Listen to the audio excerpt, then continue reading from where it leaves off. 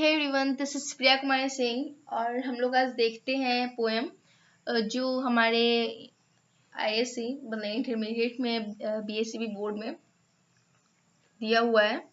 तो ये 11-12 दोनों के लिए, क्योंकि दोनों में वही है। तो डैफोडिल्स पोएम का नाम है और ये लिखा गया है विलियम वर्ड्सवर्थ के द्वारा। तो एट फर्स्ट हम लोग पोएट के बारे में जान लेते हैं कि क्या क्या चीज आ सकते हैं। तो देखते हैं, जो विलियम वर्ड्सवर्थ है उनका जन्म हुआ था 1770 में और इनकी डेथ हुई थी 1850 में। तो इनका जन्म कहाँ हुआ था ये देख लेते हैं, क्योंकि ये आ सकता है। तो इनका जन्म लेक डिस्ट्रिक्ट में हुआ था और एक कहाँ है, एक कोकर माउस जो जगह करके है वहां पे उनका जन्म हुआ था। कब हुआ था? 7 अप्रैल 1770 को। और इनके इनके के इनके फादर्स का नाम यहाँ पे दिया हुआ है जॉन वर्ड्सवर्थ था और वो लॉयर थे। और फिर इनके इनके एक बड़े भाई थे एंड एक यंगर सिस्टर और 2 छोटे भाई थे। तो दैट्स नॉट इम्पोर्टेंट। ये इम्पोर्टेंट है कि इनका जन्म कब हुआ था। थोड़ा सा इम्पोर्टेंट है कि उनके फादर्स एंड ये ग्रेट नेचर पोएट थे। तो ये भी इम्पोर्टेंट पॉइंट हो गया कि ये कैसे पोएट थे, तो नेचर पोएट थे। तो ओके, अब हम लोग देखते हैं, ये हो गया। अब पोर्शन देखते हैं डैफोडिल्स का। What is daffodils? ये पोएम है। डैफोडिल्स एक फ्लावर का नाम होता है।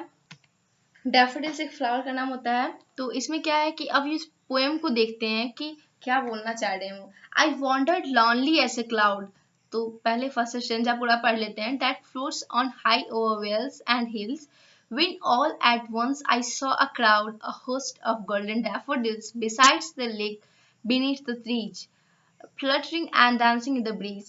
तो बोल रहे हैं कि I wandered, मैं इधर उधर टहलता रहा, lonely कैसे, अकेले, as a cloud किसकी तरह? क्लाउड की तरह। कभी कभी देखिए, कभी नहीं, जनरली देखने को मिलता है क्लाउड क्या होते हैं, इधर उधर घूमते रहते हैं।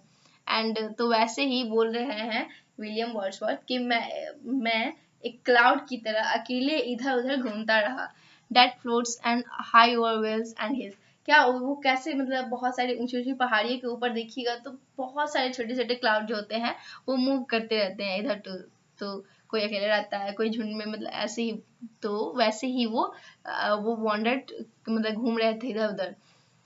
तो when all at once I saw a crowd, अचानक से, मतलब कि बहुत सारी क्राउड को उन्होंने देखा। a host of golden daffodils, वो क्या थे? गोल्डन मतलब ऐसा सुनहरा, डैफोडिल्स थे। डैफोडिल्स होते हैं येलो कलर में होते हैं, यहाँ पे पिक्चर दिखाई दे रहा होगा। तो बहुत सारे क्या थे?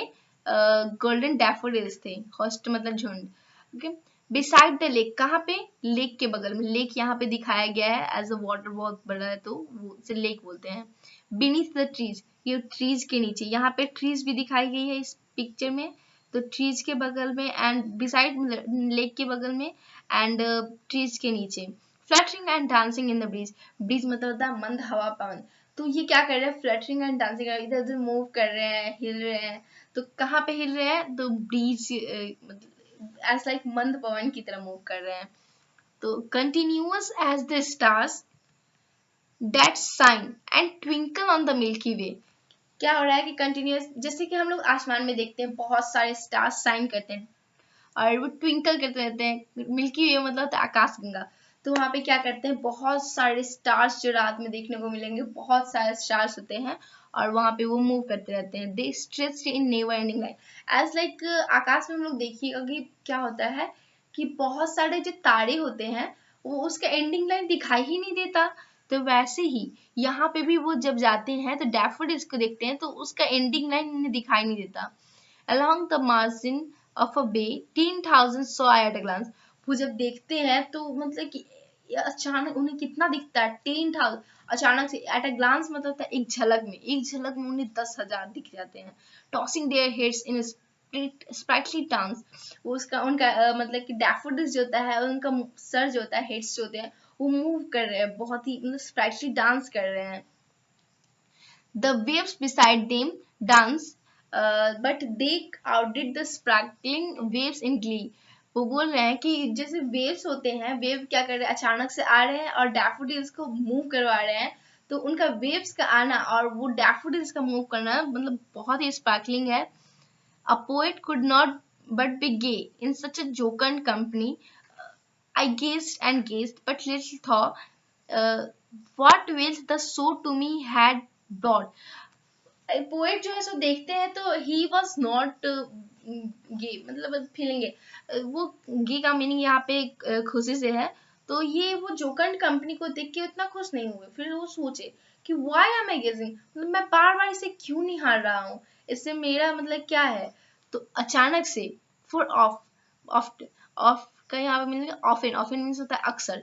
अचानक से when on my coach I like, इनको इसका जवाब मिल जाता है कि जब मैं अपने सोफा पे लेटा रहता हूँ इन वैकेंट इन और इन पेंसिव मूड, और जब मेरा दर्द भरा मतलब मूड होता है, दे flash upon that inward I which is the bliss of solitude, and then my heart with pleasure fills and dances with the daffodils. वो बोलते हैं कि जब मैं अपने सोफे पे लेटे रहता हूँ और जब मेरा दर्द भरा मूड रहता है, तो अचानक से मेरे आईज में वो फ्लैश आता है किसका, वो डैफोडिल्स जो बहुत सारे असंख्य संख्या में मूव कर रहे हैं, एज लाइक जो मिल्की वे में ट्विंकल्स होते हैं, वैसे ही असंख्य मात्रा में वो मूव कर रहे हैं. अचानक से उन्हें याद आता है. तो एज लाइक हम लोग इसे रिलेट कर सकते हैं. जैसे कि देखिए हम लोग क्या करते हैं, अचानक से हम लोग लेटे रहते हैं या एज द नाइट, रात में क्या होता है कुछ सोचते रहते हैं, तो हम लोग को कोई या बैठे रहते हैं कहीं पे तो कोई कॉमेडी सीन याद आता है मूवी का. इतना मतलब अच्छा फीलिंग आता है. अगर खराब भी मूड रहता है तो कुछ याद आ जाता है तो अच्छा फीलिंग आता है. या कभी कभी ऐसा भी होता है कि लेटे हुए हैं और खराब मतलब गलत चीज याद आता है तो फिर रोना भी आने लगता है. तो वैसे ही तो ये जब पेंसिव मोड में होते हैं तो अच्छी चीजें इनको याद आती है, एज लाइक कि डैफोडिल्स बहुत संख्या में मूव कर रहे हैं. तो and then my heart with pleasure, तो ये देखने के बाद उनका क्या होता है, हार्ट बहुत ही खुशी फील करने लगता है. And dances with the daffodils, जैसे कि वो डैफोडिल्स डांस कर रहे थे वैसे ही ये भी डांस करने लगते हैं अपने माइंड में ही, और इनका मूड जो होता है एकदम प्लेजर फील होने लगता है, बहुत ही अच्छा फील होने लगता है. तो बहुत ही अच्छी पोएम थी जो विलियम वर्ड्सवर्थ के द्वारा बताई गई है कि ये हम लोगों से टोटली रिलेटेबल है. एज लाइक हम लोग लॉन्ली कहीं पे जाते हैं तो कुछ चीज देख लेते हैं, और कभी कभी हम लोग दर्द भरे मूड में रहते हैं तो हमें वो याद, तो इसका समरी का भी लिखना रहा. तो जस्ट समझ लीजिए इसे कि एज लाइक हम लोग कहीं पे लॉन्ली जाते हैं, कहीं पे लॉन्ली कहीं पे कुछ देखते रहते हैं अकेला, कुछ भी देखे, कोई मूवी ही देखे तो, और बाद में कभी दर्द भरे मूड में रहते हैं तो वो मूवी का कोई कॉमेडी सीन याद आ जाता है. तो वैसे ही ये विलियम वर्ड्सवर्थ जो है वो कहीं पे गए, अचानक से बहुत सारी असंख्य मात्रा में डैफोडिल्स देखे, और इन्हें जब ये दर्द भरे मूड में रहते हैं तो इन्हें डैफोडिल्स का सीन याद आ जाता है कि कैसे वो मूव कर रहे थे, कैसे डांस कर रहे थे, कितनी अच्छी मतलब हवा चल रही थी, वो जो स्पार्क जो वो ट्विंकल की तरह, तारे की तरह, जैसे आकाश गंगा में तारे होते हैं वैसे ही ये असंख्य मात्रा में डैफोडिल्स मूव कर रहे थे. तो इनको ये याद आता है और इनका मूड जो होता है बहुत ही हैप्पी फील होता है. तो दिस इज द समरी. सिर्फ समझ लेना है और समरी तो खुद से ही लिखा जाएगा, समरी लिखने में कुछ रहता नहीं है. Okay, thank you for watching this video. Like, और अगर कहीं पे प्रॉब्लम हो रहा है तो आप कमेंट कर सकते हैं, मैं उसे सुधारने की कोशिश करूंगी. And thank you again.